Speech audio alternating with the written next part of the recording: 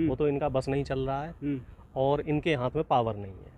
अहम मुद्दा ये नहीं है कि ये मुसलमानों को या इस तरह की जो संस्थाएं हैं इनको बम से उड़ाएंगे या इनके जो इस तरह के लोग हैं उनके सर जो है वो तन से जुदा करेंगे या क्या करेंगे, इसी तरह का कुछ बोलते हैं ना ये कि सर कर देंगे तन से जुदा और क्या क्या कर देंगे। मुद्दा ये है कि इनको लाइमलाइट में आना है, इनको प्रोपेगेंडा बनाना है, ठीक है। इनको अहम मुद्दे जो हैं जैसे बेरोजगारी का मुद्दा है, भुखमरी का मुद्दा है, ग्लोबल हंगर इंडेक्स का जो एक मुद्दा था उसमें एक नई चीज और ऐड हुई है, उस पर भी मैं जरा, हालांकि मुद्दा नहीं है, 1 मिनट लूंगा कि हम लोग गरीबी में अब नाइजीरिया से भी ऊपर आ गए हैं। कहाँ एक बार ये बोला जाता था कि गरीब देश का मतलब नाइजीरिया, भुखमरी के देश का मतलब हो जाता था नाइजीरिया। अब नाइजीरिया से ज्यादा परसेंटेज हमारे देश में, तकरीबन हमारे देश में 19 करोड़ लोग ऐसे हैं जो भुखमरी के शिकार है। तो मदरसों को बम से उड़ा दीजिए, उससे क्या होगा? मदरसों को बम से उड़ाने से मैं कह रहा हूँ साहब, गुरुद्वारों को भी बम से उड़ा दो। हम तो कह रहे साहब जैन धर्म के जो मंदिर हैं उनको भी बम से उड़ा दो, बौद्ध धर्म के मंदिरों को भी बम से उड़ा दो। कि क्या बाकी धर्म के लोगों को इस देश में रहने की आज़ादी नहीं है? क्या जो हमारा संविधान है वो ये कहता है कि बाकी धर्म के लोग इस देश के दुश्मन है? नहीं, दुश्मन नहीं, आतंकी देश को बांटने की बात करते हैं। अलीगढ़ मुस्लिम यूनिवर्सिटी हो चाहे मदरसों, यहाँ आतंकी पैदा होते हैं। अच्छा, अब एक बात बताइए, अलीगढ़ मुस्लिम यूनिवर्सिटी और यहाँ की आपने बात की, जेएनयू की बात होती है कई बार ये भी चर्चा, कई बार ये भी चर्चाएं होती हैं कि जेएनयू में टुकड़े टुकड़े गैंग है ना, एएमयू में गद्दार है, ठीक है। लेकिन ये लोग ये क्यों भूल जाते हैं कि बीएचयू में क्या हो रहा है? बीएचयू में भी देश विरोधी गतिविधियां हो रही हैं। और इस तरह के जो सरस्वती शिशु मंदिर है वहां क्या हो रहा है? कई जो आरएसएस संगठन है, अभी कुछ दिनों पहले की खबर है कि केरल का जो एक आरएसएस का मुख्यालय था वहां पे बम बनाने की ट्रेनिंग दी जाती है। तो अहम मसला ये नहीं है कि कहां पे आतंकी गतिविधियां हो रही हैं और कहां पे आतंकवादी गतिविधियां नहीं हो रही। अहम मसला ये है कि देश को तोड़ने की साजिश में कौन कौन लोग शामिल हैं। एक नया संविधान भी बन रहा है, आपको जानकारी होगी, एक धर्म संसद भी बनने जा रहा है, ठीक है, पे आए दिनों चर्चाएं होती रहती हैं, आए दिनों इसमें चर्चाएं होती रहती हैं कि इतने पन्ने बन गए धर्म संसद के, इतने पन्ने बन गए धर्म संसद के, उनमें हिंदुओं को ये अधिकार रहेंगे और हिंदुओं में भी ब्राह्मणों को ये अधिकार रहेंगे और शूद्रों को कुछ कम अधिकार मिलेंगे, मुसलमानों को दोहरे अधिकार मिलेंगे, उन्हें शायद वोट डालने का अधिकार नहीं। हिंदू राष्ट्र बनाने की लड़ाई लड़ रहे हैं अकेले नहीं, अकेले कहाँ है? यति नरसिम्हा राव तो मुझे लग रहा है लिस्ट में काफी पीछे हैं। इस लिस्ट में और भी कई लोग हैं जो हिंदू राष्ट्र की मांग कर रहे हैं, लेकिन अहम बात यह है कि क्या इनकी मांग मानी जाएगी, क्या इनकी बात को गंभीरता से लिया जाएगा? ये सब लोग सिर्फ और सिर्फ अपनी विधायकी और सांसदी की टिकट के चक्कर में, टिकट कहाँ मांग रहे हैं, वो धर्म को बचाने में लड़ाई लड़ रहे हैं। ऐसे ही साध्वी प्रज्ञा भी धर्म बचा रही थी, अब संसद में पहुंच गई, अब साध्वी प्रज्ञा का कोई बयान आता है? साक्षी महाराज भी इसी तरीके से धर्म बचाने में लगे हुए थे। आपको याद हो, एक इनकी बहुत पुरानी नेत्री हैं उमा भारती जी, वो भी इसी तरीके से धर्म बचाने में लगी रहती थी। लेकिन आजकल उमा भारती जी का भी जो दौर है वो चला गया, उनको भी भारतीय जनता पार्टी और आरएसएस ने इस्तेमाल किया और इस्तेमाल करने के बाद उनको कायदे से साइड में लगा दिया। दिक्कत क्या, अगर मदरसा खत्म हो जाए तो देश को तोड़ने वाले लोग खत्म हो जाए? मुझे दिक्कत मदरसों से, हिंदू हैं, देखिए साहब, मुझे दिक्कत ना तो मदरसों से है ना मंदिरों से है, मुझे दिक्कत है इस तरह के लोगों से जो इस तरह की नफरत फैलाने वाले लोग हैं, चाहे वो मुस्लिम धर्म में हो, चाहे वो हिंदू धर्म में हो, चाहे वो खालिस्तान की मांग करने वाले पंजाब में हो। पंजाब में भी आए दिन खालिस्तान की मांग होती रहती है, वहाँ भी आम आदमी पार्टी की सरकार चल रही है और कई बार आरोप प्रत्यारोप लगे हैं कि आम आदमी पार्टी खालिस्तानियों को बढ़ावा दे रही है। तो इस तरह की जो ताकतें हैं और इस तरह की जो मानसिकता के लोग हैं, ये देश के लिए ठीक नहीं है। देश को जो तोड़ने का काम कर रही हैं ऐसी ताकतें, इन ताकतों पे सख्त कार्रवाई करने की जरूरत है। लेकिन देखने में ये आ रहा है कि इन लोगों को सरकार का कहीं ना कहीं संरक्षण प्राप्त है, कहीं ना कहीं ये लोग सरकार की तरफ से इनको फंडिंग भी हो रही है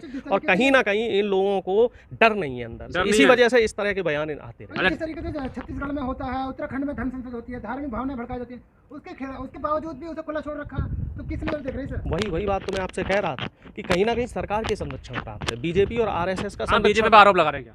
आरोप क्या लगाना, वो तो सत्यता है।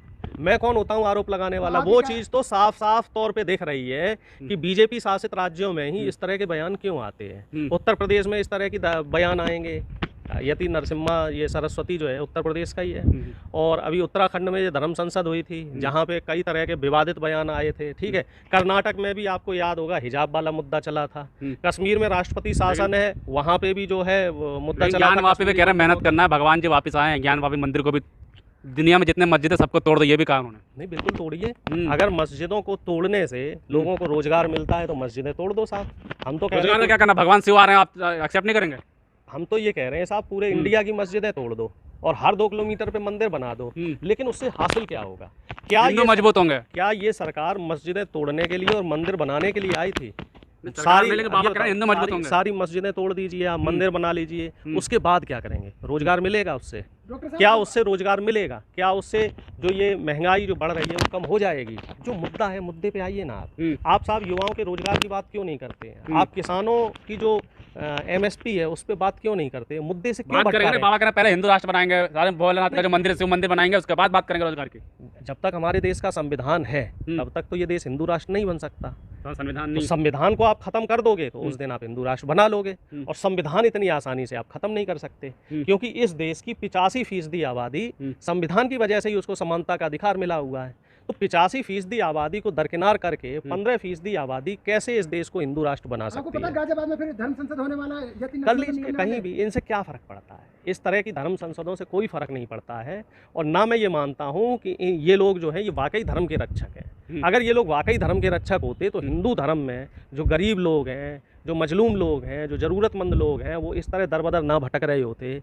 अगर हम अपने देश में, एक मिनट, अगर हम अपने देश में ही गरीबी बेरोजगारी का वो निकाले ना धर्म वाइज, तो सबसे ज़्यादा जो बेरोजगार है वो आपको हिंदू धर्म में ही मिलेंगे, और उसमें भी सबसे ज़्यादा बेरोजगार राहुल गांधी भटक रहे हैं, जिहादियों का साथ देते हैं राहुल गांधी, भारत छोड़ो यात्रा कर रहे हैं वो। अब वो तो बीजेपी और RSS को इस समय बड़ा कष्ट हो रहा है, क्योंकि इसी तरह का कष्ट तब हुआ था जब किसान आंदोलन शुरू हुआ था। जिहादियों का साथ देते हैं राहुल गांधी। आपने भी देखा होगा जब किसान आंदोलन शुरू हुआ था तो किसान आंदोलन को भी कुछ इसी तरह की संज्ञाएं दी गई थी कि खालिस्तानियों का आतंक आंदोलन है, पाकिस्तानियों का आंदोलन है, देशद्रोहियों का आंदोलन है, अफगानिस्तान और पता नहीं कहाँ से फंडिंग आ रही है। अब राहुल गांधी जी निकले हैं भारत जोड़ो यात्रा पे, तो आपको उसका स्वागत करना चाहिए। भाई विपक्ष का काम क्या है? भारत जोड़ो, ये जोड़ो, पाकिस्तान को जोड़ो, बांग्लादेश को जोड़ो, जब भारत तो जोड़ा ही है। अरे महाराज एक बात बताइए, पाकिस्तान और बांग्लादेश को कौन जोड़ेगा? बाबा कह रहे हैं कि जब जोड़ना है तो बांग्लादेश पाकिस्तान को जोड़ो। प्रधानमंत्री कौन है इस समय? राहुल गांधी प्रधानमंत्री है, तो सवाल किससे होना चाहिए? तो कह रहे हैं ना, नहीं तो सवाल किससे होना चाहिए? जो प्रधानमंत्री है उससे सवाल होना चाहिए, जिसकी सरकार है उससे सवाल होना चाहिए। जब इंदिरा गांधी जी प्रधानमंत्री थी तो उस समय तोड़ा गया ना, पाकिस्तान के 2 टुकड़े हुए ना, हम लोग लाहौर तक घुस गए थे, पूरी दुनिया ने देखा, लाहौर तक हम लोग घुस गए थे ना। तो उस समय कांग्रेस की सरकार थी, और ये कांग्रेस की ही ताकत थी जो कांग्रेस देश की एकता अखंडता को बना के रखा। अब चाइना हमारे यहाँ घुसा जा रहा है, और हमारे जो कई पॉइंट्स हैं जहाँ पे हम गश्त लगा सकते थे, ताज़ा खबर देखी होगी आपने, अब उन पॉइंट्स पे हम गश्त नहीं लगा सकते, उन पॉइंट्स से हमें भगा दिया गया, यानी कि हज़ारों किलोमीटर। अगर हम उसको पूरा उसका जो वो कहते हैं ना पैमाइश करें उस एरिए की, तो तकरीबन लोग ये कह रहे हैं 15 से 16 हज़ार किलोमीटर जगह हमें पीछे धकेल दिया गया है। जिस तरीके से नरसिम्हा लगातार बोल रहा है, पुलिस भी कार्रवाई नहीं करती है, तो आप इसे सरकार को जिम्मेदार मानते हैं, पुलिस को मानते हैं? भाई पुलिस किसकी है? सरकार से ही तो पुलिस जुड़ी हुई है, शासन और प्रशासन एक दूसरे से जुड़े हुए हैं ना, तो जाहिर सी बात है कि पुलिस का और सरकार का इनको संरक्षण प्राप्त है। अगर यही बयान कोई विपक्ष का नेता दे देता, यही बयान कोई कांग्रेस का नेता देता, कोई समाजवादी पार्टी का नेता देता, तो अब तक वो जेल के भीतर होता कि भाई ये कैसे धर्म विरोधी और संविधान विरोधी बात कर रहा है। ये जो इस तरह के धर्म के ठेकेदार हैं ये बीजेपी द्वारा पोषित हैं, और इन सबको बीजेपी से संरक्षण मिल रहा है, और पुलिस भी इनके साथ मिली हुई है। पुलिस भी क्या करे? पुलिस वालों को भी अपनी नौकरी करनी है, और ऊपर से योगी आदित्यनाथ जी ने, अमित शाह जी ने इनको साफ आदेश दे रखे हैं कि इस तरह के, बाबा को आदेश दे रखे उन्होंने, बिल्कुल, कि इस तरह के बड़ा आरोप लगा रहे हैं। पुलिस वालों को आदेश दे रखे हैं कि इस तरह के जो नफरती लोग हैं, जो समाज में जहर घोल रहे हैं, इनको खुल लिया जाए। FIR तो दर्ज कराते हैं बाबा पे, क्योंकि नहीं हुआ क्या आज तक? बताओ, किसी भी इस तरह का जो बयान दिया हो, कभी किसी पे कार्रवाई हुई हो तो बताओ। हाँ, अगर कोई मुसलमान ने अगर इनके सच को उजागर कर दिया हो, जुबैर के जैसे और भी तमाम थे, डॉक्टर कफील जैसे, तो उन लोगों को जेल में डाल के कुछ दिनों के लिए परेशान किया जा सकता है। अलीगढ़ में भारत तोड़ने की रणनीति नहीं बनाई जाती? नहीं, भारत तोड़ने की रणनीति तो धर्म संसदों में बनाई जा रही है, अलीगढ़ में क्यों बनाई जा रही है? और अगर अलीगढ़ में भारत तोड़ो की रणनीति बनाई जा रही तो अलीगढ़ मुस्लिम यूनिवर्सिटी की मान्यता रद्द कर दीजिए, उसके वाइस चांसलर्स है, जो तमाम प्रोफेसर हैं, छात्र हैं, उन सब पे देशद्रोही कार्रवाई कीजिए ना। पुख्ता सबूत अगर आपके पास है तो इन सब लोगों को सस्पेंड कीजिए। और मैं तो कह रहा हूँ JNU में अगर टुकड़े टुकड़े गैंग है तो JNU की भी मान्यता रद्द कर दीजिए। इस तरह के प्रोपेगेंडा मत बनाइए साहब, और देश को छलने का काम मत कीजिए साहब। जो अहम मुद्दे हैं, अहम मुद्दों पे आइए। आप लोगों की वजह से ही हिंदू राष्ट्र नहीं बन पा रहा भारत। रोजगार के मुद्दे पे आइए। आप लोगों की वजह से हिंदू राष्ट्र नहीं बन पा रहा बाबा कह रहे हैं। नहीं तो अब मुझे एक बात बताओ, आप जिहादियों का साथ दे रहे हैं।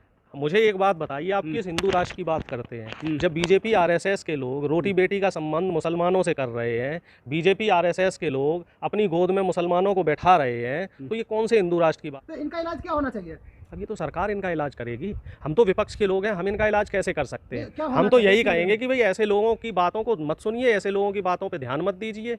भाई ये लोग, कभी इन लोगों से, जितने धर्मगुरु हैं, कभी इनसे बात की कि भाई इन्होंने बेरोजगारी पे कभी चर्चा की हो, कभी इन्होंने शिक्षा पे चर्चा की हो, कभी इन्होंने गरीब के कल्याण की बात कही हो कि गरीबों को 2 वक्त की रोटी देने के लिए हम लोग अपने मंदिरों में ये व्यवस्था करेंगे? कभी किसी मंदिर में देखा होगा आपने? चढ़ावे वाली जगह तो आपने देखी होगी, लेकिन लंगर वाली व्यवस्था जो है मंदिर की तरफ से नहीं देखी होगी। वो फैसिलिटी तो आपको सिर्फ गुरुद्वारे में ही मिल तो सकती आप है। संत नहीं मानते आप उन्हें, किसे? नरसिम्हानंद को? नहीं, ये सब लोग धर्म के ठेकेदार लोग हैं, संत इस तरह के नहीं होते हैं। किसी भी जाति और किसी भी धर्म में जो नफरत के बीज बोने वाले जो लोग होते हैं, नफरत परोसने वाले लोग होते हैं, चाहे वो हिंदू धर्म में हो, चाहे वो मुस्लिम धर्म में हो, मैं उन्हें संत नहीं मानता। ये लोग एक तरीके से मानसिक विकृत लोग हैं और ये समाज को गंदा करने का तो काम आप कर इन्हें रहे हैं। मानसिक रूप से बीमार बता रहे हैं? बिल्कुल निश्चित तौर पे बीमार है, इन्हें इलाज की आपको जरूरत उनकी है। भाषा में कहा लगता है कि मानसिक रूप से बीमार है? एक बात बताओ, साधु सन्यासी इस तरह की भाषा का इस्तेमाल कैसे कर अपने सकते धर्म हैं? की रक्षा तो करेंगे।